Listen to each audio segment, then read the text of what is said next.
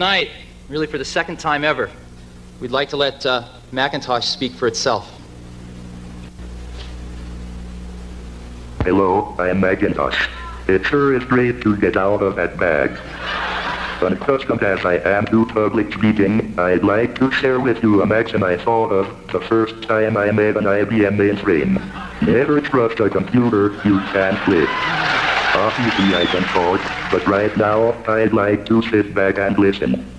So it is with considerable pride that I introduce a man who's been like a father to me, Steve Jobs.